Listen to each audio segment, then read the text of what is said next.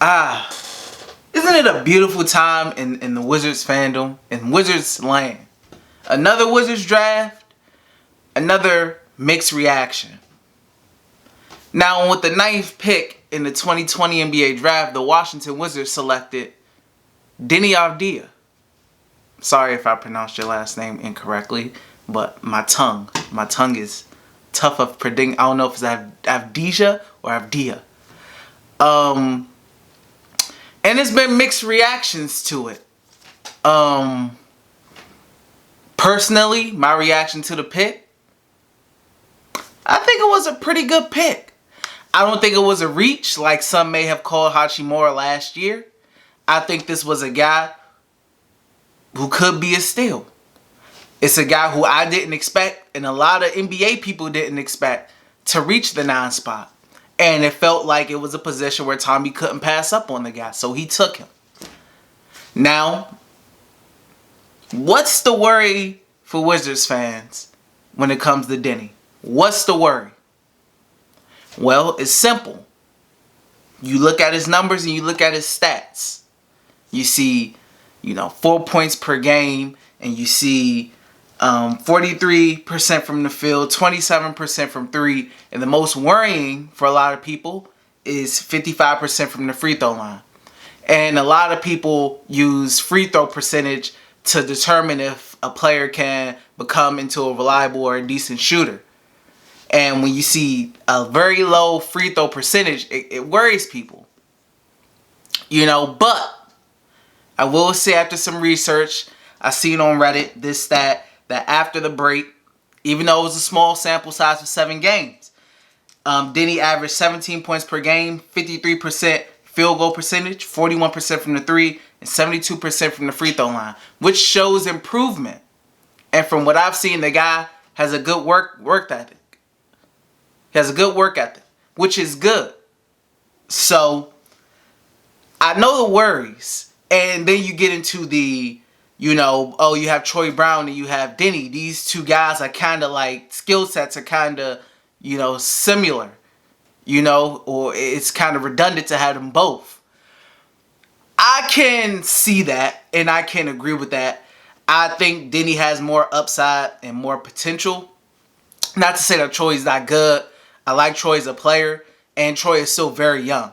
But I personally think Troy Brown may not be with the team for long.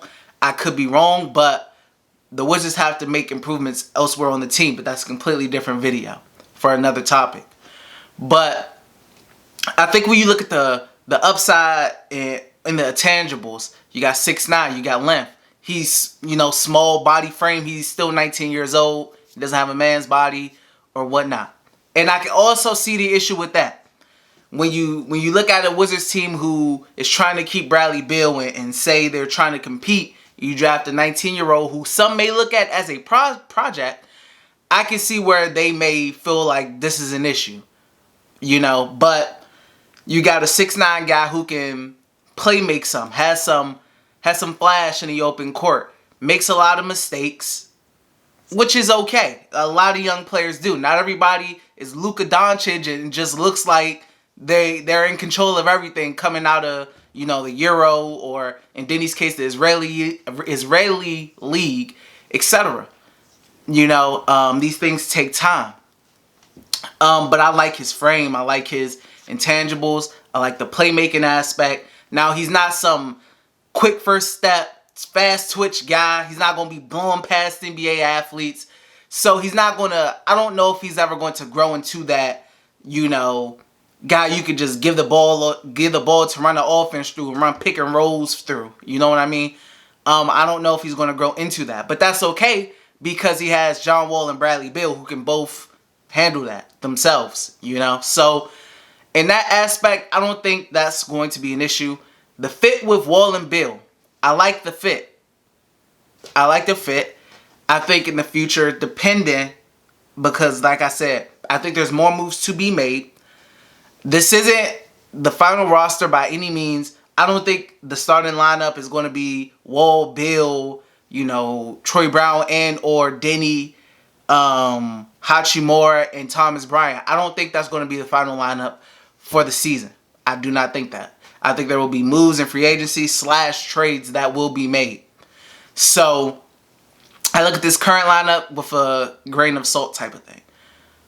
I really like his defensive potential as well. You know, especially if he adds some weight and bulk up, I think he can be a nuisance and a presence in that front court defensively. Now, all these things, how long it may take for him to become a real contributor on the team, I don't know. Could it be maybe by next season? May it have to be 2 years down the line? I don't know that. But like I said, I like the kid's upside. The one main thing, and it's a make or break thing for the pick, in my opinion, and for a lot of people who are iffy on the pick, you know, and I know the Wizards haven't had the best of luck with, you know, foreign prospects or Euro prospects with Jan Vesely, and then even the second round draft pick and Isuf Sanin. These names, they're killing me right now. But the shooting, if he could continue to improve on his shooting, that opens up a lot of the aspects of his game. You know, he's a competitive player. I seen his quotes to the media today about wanting to win, and he's not a loser, and he wants to, you know, bring that winning mentality to DC. All these things you love to hear from, you know, your prospect. He's been, you know, playing big games against older competition, so it's not like he's going to be overwhelmed or just, you know, taken aback by the bright lights of the NBA. You know, the kid has a lot of swagger in his game, high energy kid, and I like all of that. I really do. But the shooting is the key point here. The shooting. And with the Wizards coaching staff, the Wizards, like with Troy Brown, for example, his shooting has improved as he came in the league, you know, and others. Thomas Bryant has his shooting, even in the bubble, when he was on a tear offensively, his shooting is better. You know, I don't think it's an issue of, oh, I don't think the Wizards can develop it or tweak his shot a little bit. His shot mechanics don't look horrible. They don't look bad. Now, I'm not no shot doctor. I don't know. You talking about balance and energy and all this. I have no idea how any of that stuff works. I don't. So, I just look at how his shot look. Does it have a nasty twitch or anything like that? It looks fine to me. It looks like not that much has to be done as far as mechanics for the shot. You know, so from a guy who's just looking at form, you know, and not any of that extra deep depth stuff. I think internationally, Israel and coming from the Israeli league, I'm excited for him and to be playing to represent his country and all of the new fans that are going to be watching the Wizards, just similar to last year with Rui Hachimura and Japan and how all those people came to watching the Wizards through him. I'm very excited for the Wizards to get that more national coverage worldwide, you know, to these different places. It's exciting. I welcome them to the fan base. You know, hopefully it's an exciting year. And hopefully Deni does great things and he represents his people proud. And I have high hopes for the kid. I like the pick. I do understand why some people may not like it or may think it's iffy pick, or they don't really know yet. You know, especially looking at the numbers. I get that. But for me, I don't have an issue with the pick. I like the pick. I think it's a good pick. I think the kid has a lot of potential and upside. And that shot, like I said before, is the key. The shot has to come along. That's the main thing. If the shot comes along, the Wizards may have got themselves a real player here. And that's pretty much my thoughts on Deni Avdija and the first pick. Now, we have a second round pick. The Wizards traded the 37th pick in Admiral Schofield. That became official today. They traded it for the 53rd pick in the second round, which became Cassius Winston from Michigan State, the senior, and a 2024 second round pick, which is Memphis pick.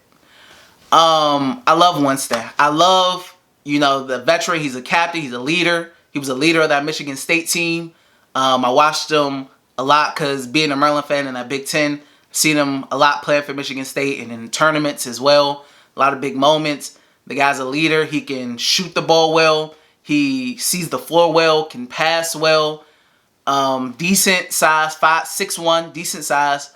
I think he has a very good flow and feel for the game. That's what I really like about these point guards, especially in the second round. You get you an older prospect, someone who's a little more developed, has been through all 4 years in college, especially, you know, under the coaching that he went through under Tom Izzo in Michigan State. You know, good coach, good program there, good basketball program, high character guy.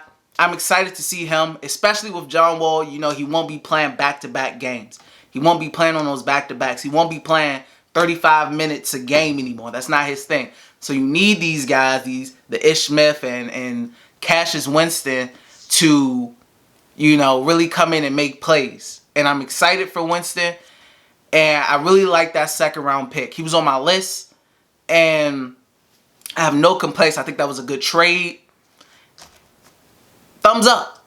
Thumbs up for that pick. As far as the draft, a letter grade. If I were to give a letter grade, I would say I would give this a B. A B plus maybe. I wouldn't say A. If an A would have generated, or A plus would have been like if they got Okongwu or somebody. That was my number one. If they would have got Okongwu and Winston, I would have said A plus. I would have had no complaints. But, you know, Deni, he may not be ready as of yet. Maybe a project. We don't know yet. So I'll say a B. I say a B. You know, especially with the Winston pick in the second round. I would say this draft was about a B. And lastly, we have free agency coming up. Free agency is nigh. I have targets in mind. I'm going to be dropping videos for the Wizards and who they pick up. I'm expecting Bertans to be signed fairly quickly by the Wizards unless there's some type of sign and trade thing. But until next time, guys, see you. Peace.